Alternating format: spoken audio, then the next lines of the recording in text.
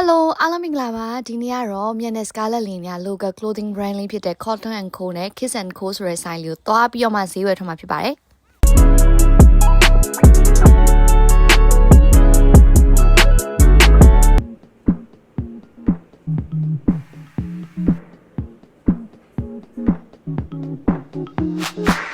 You got me going into overdrive. Too busy, can you leave a message by the tone? You got me wrapped around in summertime. Yeah, yeah. I need to know we'll fall in love right here and now. နေရာကြိုက်တာ blue color လား pink color လားနေရာကြိုက်တာစစ်စရာလေးနော်ကားနဲ့ဆိုလာလိုက်တယ်လေ မမီနဲ့ရောဟမ်မလာလားမမီနဲ့မမီဝတ်လို့မရဘူးလားစင်သူဝတ်မယ်လေဒါလေးကြိုက်တာလား ကြိုက်တယ်ဒီခု အများကြီးပဲမသိနိုင်တော့ဒီမှာတော်ပြီဒါတော့ဝတ်ကြည့်ကြမယ်လား ဆရာဆက်ယူမယ်ရော Okay ဘာရောမ ဒီမှာဒီအိမ်မှာရှိပြီလား မမီရဲ့ဘောအိမ်မှာရှိရ ရော Okay လာအဆိုတော့ဝတ်ကြည့်ကြမယ်ပြီးမှမျိုးအင်ဂျီရွေးပြောဒါစကားလာရွေးပြီးဆိုမှအိတ်ကလေးရောရှိရဒါလေးရင်ရေးပါမယ် ဒီမှာတစ်ခုဒီမှာနှစ်ခုသုံးခု blue color လာတယ်ဒီမှာဒီဟာလေးလာတယ် ကျဲ blue လာတယ်ပြီးတော့ yellow လေးလာတယ် purple လေးလာတယ်ပဲဒီမှာ ဒီရအကလို့ယူချင်တော့မယ်ဘိုင်ဘိုင် မမီရွေးပြော ရာ လိုက်လား လိုက်တယ် မမီနဲ့ခါဝင်နဲ့ဘယ်သူပို့လာလဲ ရာ ဟာခါဝင်နဲ့ဒီရတော့ ရ အကုန်ရွေးနေရပဲအခြားကတော့ကြည့်အောင်မယ်လေ green my favorite ရောင်စုံပေါ့တော်ပြီဒီကအယောင်အရန်တောက်တယ်မမီမဝိရဲဘူးဟာလား ရ Okay စစ်စားရနော်ကလေးရဲ့ရွေးပေးတတ်တဲ့တောက်ပြောင်နေရပဲပုံဖေးရလဲဒါရောလား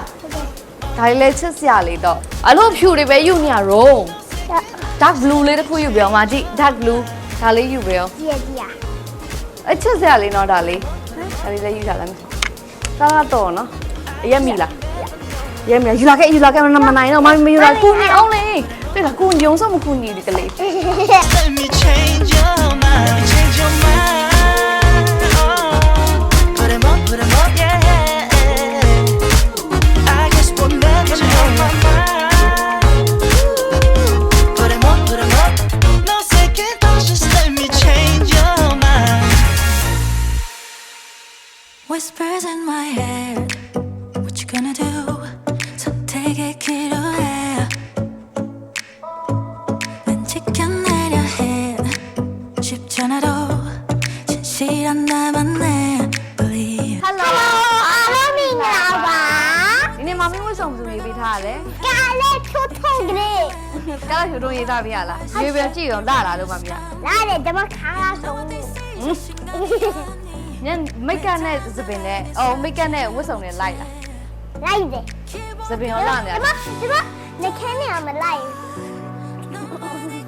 နေခင်းနေအကြာအောင်ဖြစ်အောင် လူလို့ပြအပြနဲ့ဆိုမှမင်းကစုံမဖြစ်တော့မှာ မ ပေါ့ ဒီအပြာရောင်ဒီမဒီအပြာကအင်ကြီးရဲ့အပြာရဲ့စစ်ပြီးတော့ရအောင်ပါလေ အိတ်ကောလာလာ အိတ်ကလာဒီတော့ကြည့်အိတ်ကကလေးတိုင်းပြပြင်းပြင်းပြင်းအမဖြစ် Okay တယ်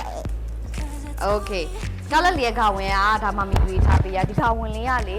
ပွဲတက်လို့လည်းအဆင်ပြေပေါ့ဘာဝတ်လို့လည်းအရင်အဆင်ပြေပေါ့နော် dark blue ဆိုကလေးတွေဝတ်လိုက်လို့ရှိရင်အရင်အဲ့လိုပွဲတက်အနေနဲ့ဝတ်စင်တာများရပေါ့နော်ဒီ dark blue လေးကပွဲအရင်တိုးတယ်ဘာမှ bling bling နဲ့မပါပေမဲ့လည်းပွဲအရင်တိုးရပေါ့နော်ပြီးတော့ဒီ brand လေးကလေမြတ်ဟိုးအရင်သူတို့စပြီးတော့မှဖြစ်ပေါ်လာခဲ့ရဒီ Cotton & Co Kiss & Co ကသူတို့ဒီ brand လေးစ launch လုပ်ခဲ့ရမြတ်တို့ကအများအားဝတ်ဖြစ်တာပေါ့နော်ဈေးနှုန်းလေးလည်းအရင် affordable ဖြစ်တယ်ဝတ်လို့ရှိရင်လည်းကလေးတွေအတွက်ဟိုမှာတကယ်ဟိုမှာကောင်းမွန်တဲ့အသားကြီးနဲ့ထုတ်ထားတယ်ကတ်တင်လေးလည်းအရင်သဘောကျဖြစ်တဲ့အတွက်ကြောင့်ဒီဟာလေးအများအားဝတ်ဖြစ်ပါတော့တယ်ပေါ့နော်ဒီခုကကျတော့မြတ်တို့မရပါအဲ့လိုနည်းနည်းလေးစင်တူလေးဖြစ်ရပါတော့တားအမိမှတီးတာတားအမိမှသူများတိတ်မသိခါကျတော့တားအမိမှတီးတာဝတ်လာပါတော့ရုပ်တော့မတူဘူးနော်ကားလည်းဘယ်နဲ့တူอ่ะ မမ်မီ ဖေဖေနဲ့တူอ่ะဆို နော် ဗီဒီယိုကြည့်ရင်တော့ဖေဖေကပတ်စာအိတ်ကလေးလည်းဒီမှာကျတော့ဒီ handmade ညီမဒီညီမတရားထွက်တဲ့ handmade ဒီအိတ်ကလေးလည်းရှိရယ်ဈေးလည်းအရင်မကြည့်ဘူးနော်ဘေဘီနော် ဈေးကြည့်တယ်လေ ဟမ် ဈေးလည်းအရင်မကြည့်ဘူးဆိုတော့မြတ်တို့ တိုင်းရောပြရ ဈေးလည်းအရင်မကြည့်ဘူးလေဝတ်စုံလေးဆိုလို့ရှိရင်လည်းမြတ်တို့နှစ်ယောက်ကားလက်တငယ်ချင်းဘတ်ဒေးပါဆိုလို့ရှိရင်မြတ်တို့ဖော့ဖော့ဖာအမေနဲ့သမီးစင်တူလေးဝတ်သွားပြသလိုမီနီ event တွေဝတ်သွားမယ်ဆိုလို့ရှိရင်လည်းအရင်အဆင်ပြေရဲ့ဒီ dress လေးကကြတော့ခန္ဓာကိုယ်ကောက်ကြောင်ပေါ်တဲ့ dress လေးပေါ့နော်မြတ်ကခန္ဓာကိုယ်မလာတော့ ခဏကိုကြည့်လိုက်ခဏ ခဏတော့မတူဖြစ်နေနော် ခဏကလေးချွေကြကိုပြီးမမီးရအမဲရ ဟုတ်တယ်အင်ဂျီလေးကလေဒီ dropping လေးဆိုလို့ရှိရင်အရန်တိပပြောလေအရန်သေးတတ်တယ်နိုင်ငံခြား brand ကိုဝယ်ရသလိုမျိုးခံစားရတယ်အခုမြတ်ဝတ်ထားတဲ့ဒီ dress လေးက4000ကျော်ပဲဆိုအရန်တက်နေသူကလေ4000ကျော်ပဲမြတ်အသားကြီးပါလေလုံးဝမခိုးထားအသားထုထုလေးနဲ့ထူရဲဆိုမဲ့လေအဲ့လိုမျိုးမတက်မတာဖြစ်ပြီးထူအောင်မဟုတ်ပဲခန္ဓာကိုယ်ပုံကြပန်းကြဟိုအသားထထဲလေးဖြစ်နေတာပေါ့နော်ချုပ်ပုံ cutting လေးလည်းမြတ်ရန်သဘောကြရဲပြီးတော့ဒီလိုမျိုး salmon နဲ့လေဒီလိုဂျိုင်းပြက်လေးကတင့်တော်ရဲပေါ့နော် scarlet လေးရဲ့ခေါင်းဝင်ဆိုလေ2000ပဲကြာအရန်တက်နေချုပ်ခဘူးတော့မရှိဘူးလားတပတ်လေးလားတူရီဒီမှာလေအဲ့လိုအင်ဂျီလေးနဲ့အဲ့လို matching ဖြစ်အောင်အိတ်ကလေးထားပေးထားတော့မြတ်တော့အရန်သဘောကြအဲ့မြတ်တော့နောက်တစ်စုံတလဲလိုက်ပါမယ်လာနောက်ဆိုဘိုင်းလိုက်ဘိုင်း ပြန်လာတယ်ဆိုမမီတော့ဝယ်လာပေးတယ်ရှေ့ဒီမှာကြည့်အောင်လာလာတော့ကြည့်လာလာဒါရနော်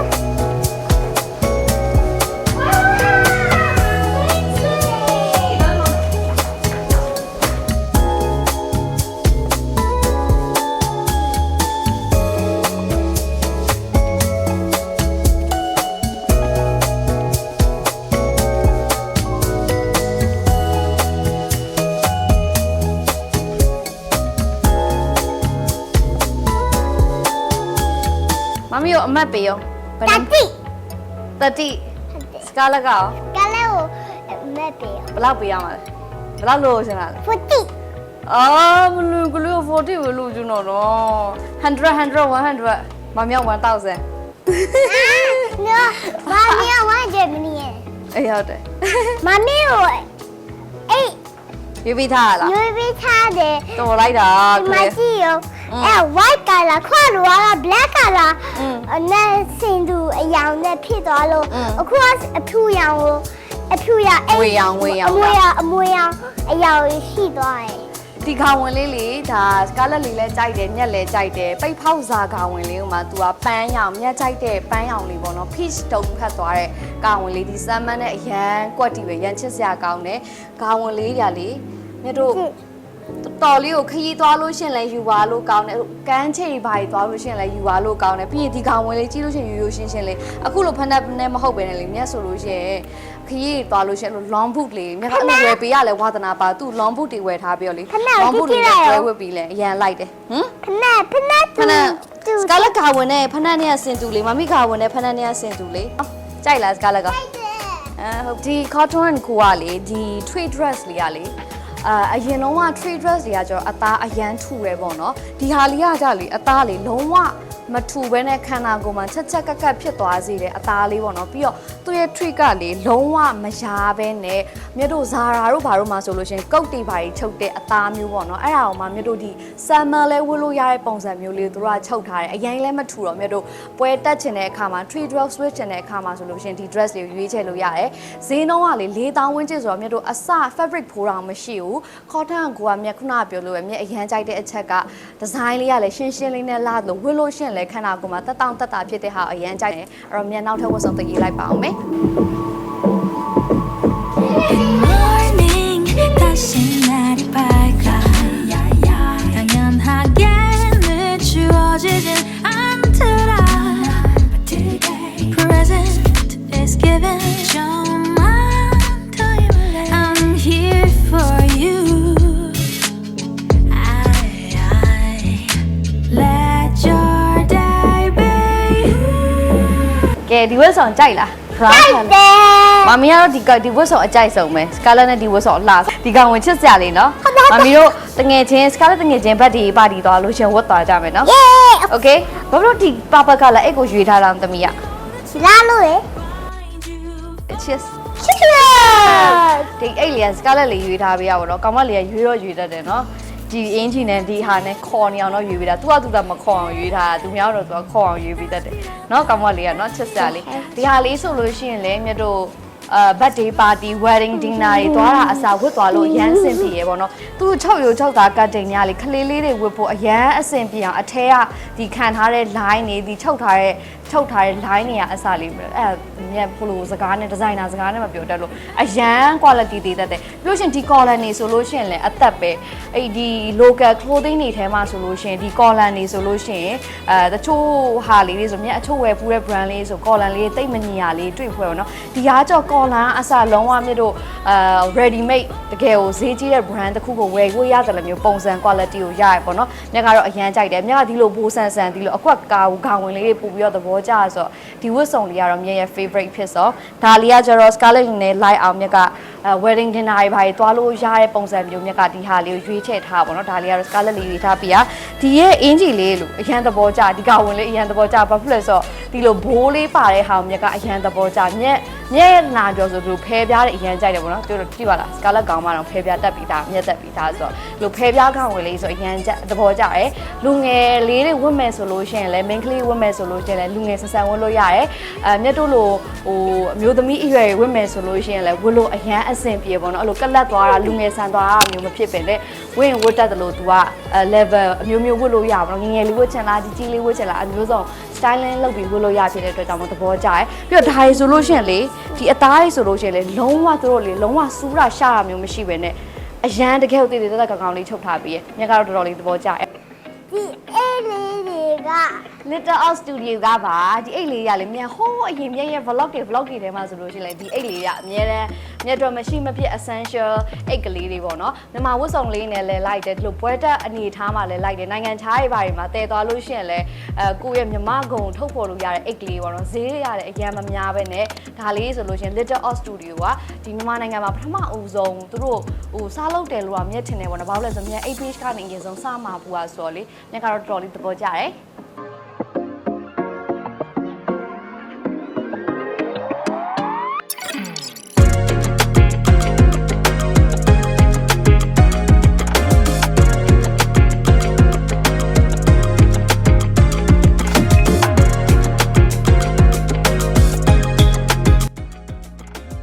အခု mommy နဲ့ Scarlett same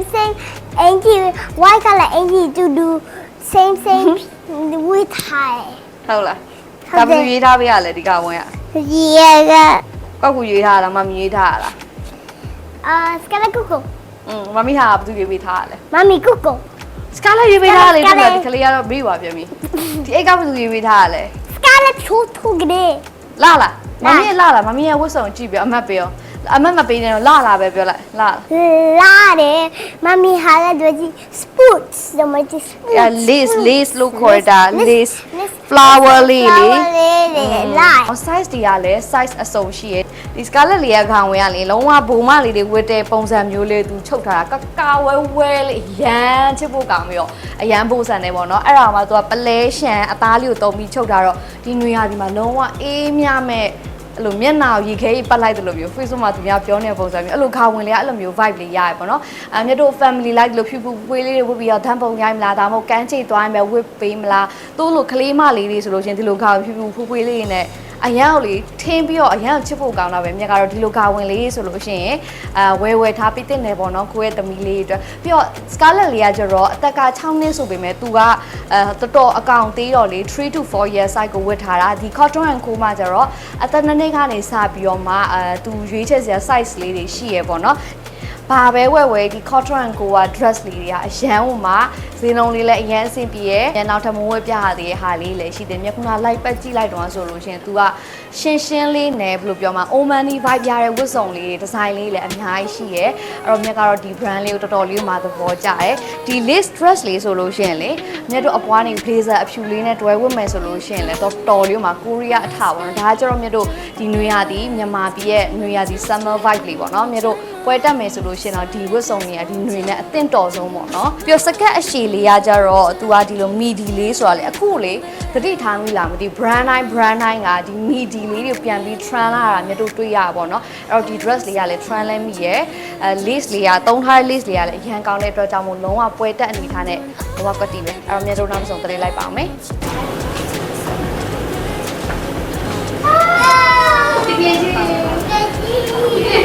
생각조차 안 나좋았던 나도 Without you baby I will feel brand new Took your number off my phone I'm doing better on my own I'm doing better, doing better, doing better on my own I'm doing better, doing better,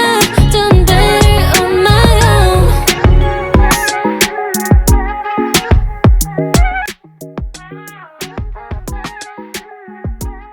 ကဲခုကတော့နောက်ဆုံးဆိုအမဲအောင်လေးပေါ့နော်ဒီအမဲအောင်တော့မမီကတော့အရင်ကြိုက်တယ်စကားလက်ကိုကြိုက်တာ တဲ့တယ် ဟောဟာတဲ့ညပါဒီကလေးလေးကမမီ favorite ကလားဘာကလားလဲ Mommy favorite color gray black ခါမှ gray လို့မပြောဘူးကိုပြတို့နေရာဝတ်ထားတဲ့ဝတ်ဆောင်လေးကတော့အမဲအောင်စင်တူလေးပေါ့နော်ဒါလေးဆိုလို့ရှိရင်မြက်ကားကြတော့အဲ့လိုတချို့အမျိုးသမီးရာကြတော့အဲ့လို skirt တို့ dress အရှိတော့မကြိုက်တဲ့သူမျိုးဆိုလို့ရှိရင်ဒါမျိုးကကျတော့ smart casual ဖတ်သွားတဲ့ပုံစံမျိုးဒါလေးကကြတော့လေတော်တော်လေး smart ဖြစ်ပြီးတော့မှသူ့ရဲ့ဒီရဲ့လေကုတ်အသားလေးလေတော်တော်လေးကိုမှကောင်းတယ်ချုပ်ထားတဲ့ဟာလေးလေတီတီပါပါတသက်ရက်ရက်လေးနဲ့တော်တော် cutting ကောင်းတယ်ဆိုတော့မြက်ကဒီဝတ်စုံလေးကိုလည်းတော်တော်လေးကိုမှသဘောကျပါတော့လူကြီးအရင်မဆန်သွားပဲနဲ့အောက်ကကြော်တော့သူကဒီလို Scott လေးနဲ့တွဲထားပေးရဆိုတော့ဒီ design လေးကိုလည်းမြက်တော်တော်လေးကိုသဘောကျတယ် Scarlett လေးရဲ့ဝတ်စုံလေးလည်းအဲ့လိုမျိုး matching တွဲပြီးတော့မှဝတ်လို့ရပါတော့ဒီကောင်ဝင်လေးကြိုက်လားသမီးဒီအမဲလေးကိုလေသူကလေစမ်းတော့ဒီလိုဖဲပြားအစိမ့်နှုတ်လေးတက်ထားပေးရဖြစ်တဲ့အတွက်ကြောင့်မလို့ချစ်ဖို့လည်းကောင်းတယ်ဘူလည်းဆန်တယ်ပေါ့နော်ကလေးလေးဝတ်လို့ရှင်လည်းတော်တော်လေးကိုအဲ့လိုချင်းချင်းလေးလေးပွဲတက်လို့ရတဲ့အနေထားမှရှိသူ့ရဲ့အသားလေးကလေအမဲရောက်မင်းအသားလေးကလေအေးလေးတော်တော်လေးဝတ်လို့ကောင်းတယ်ကလေးတွေဝတ်လို့ရှင်တော့ပေါ့ပါဖြစ်မဲ့ဒီဇိုင်းမျိုးလေးပေါ့နော်ဒါမျိုးပုံစံလေးဆိုလို့ရှင်မြတ်တို့ဒီနေ့ဝတ်တဲ့ဒီမြတ်ဆိုလို့ရှင် cotton ကိုဝတ်ထားတာကွာ scarlet လေးဆိုလို့ရှင် kiss and ကိုဝတ်ထားတာဒီနေ့ဝတ်သွားတဲ့ဝတ်စုံတိုင်းကပွဲကြီးကြီးလဲတက်လို့ရတော့မီနီ event လဲတက်လို့ရတယ်ခရီးသွားရင်လည်းဝတ်သွားလို့အဆင်ပြေရပေါ့ဘွားသွားမယ်ဆိုလို့ရှင်လည်းအဆင်ပြေအကုန်လုံး all in one ရတဲ့ပုံစံမျိုးလေးပေါ့နော်ဈေးနှုန်းလေးရလည်းခဏမြတ်ပြောလို့ပဲအရန်အောင်ဝယ်လို့အဆင်ပြေရဲ့ဈေးနှုန်းလေးဖြစ်တဲ့အတွက်ကြောင့်မလို့မြတ်ကတော့ဒီ brand လေးကိုတော်လေးသဘောကျတယ်အဲ့ကလေးကကျတော့ Little Oz Studio ကဖြစ်ပါတယ်အဲ့တော့မြတ်တို့ဒီနေ့ဝတ်သွားတဲ့ဝတ်စုံလေးတွေအကုန်လုံးသဘောကျရဲ့လားမေးလိုက်ပါသဘောကျရဲ့လားလို့ ကားလို့အင်ကြီးဝိတာတော့ဘောကြရဲ့လား Scarlett ကိုကြိုက်လား ကြိုက်တယ် Scarlett ကအခုဝတ်သွားတဲ့ထဲမှာဘယ်ဟာကို favorite ဖြစ်ဆုံးလဲဘယ်ဟာသဘောကျဆုံးလဲ pink လား white လား brown လား မမီကားလို့ဝိပြပဲရှိုက်တော့ မမအကုန်လုံးသဘောကျတယ်ဒါပေမဲ့ Scarlett လေးကိုကျတော့ဒီ black လေးနဲ့လာတယ်ပြီးလို့ရှိရင်ထိတ်ဆုံးက dark blue လေးနဲ့လာတယ်နော်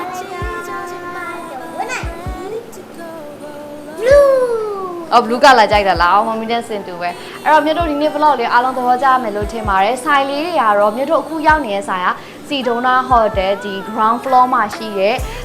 ဒီဆိုင်လေးမှာရောက်နေတာပေါ့နော်စီဒိုနာမှာမဟုတ်ဘဲနဲ့နောက်ထပ်ဆိုင်ခွဲတစ်ဆိုင်ထပ်ရှိပါသေးတယ်အဲ့ဒါတော့ရောမင်းကြီးလမ်းမှာဒီရှိရပါအသေးချာဒီတီးချင်တယ်ဆိုလို့ရှိရင်တော့ဒီ Cotton and Co ရဲ့ Facebook page မှာလည်းတွားရကြည့်ရှုနိုင်လို့ Kiss and Co ရဲ့ Facebook page မှာလည်းတွားရကြည့်ရှုနိုင်တယ်ပြီးတော့ဒီအိတ်ကလေးတွေကိုဝယ်ချင်တယ်ဆိုလို့ရှိရင်တော့ online ကနေ The Little Oz Studio ဆိုတဲ့ page ကနေတွားပြီးတော့မှဝယ်လို့ရပါတယ်ရှင်အဲ့တော့အားလုံး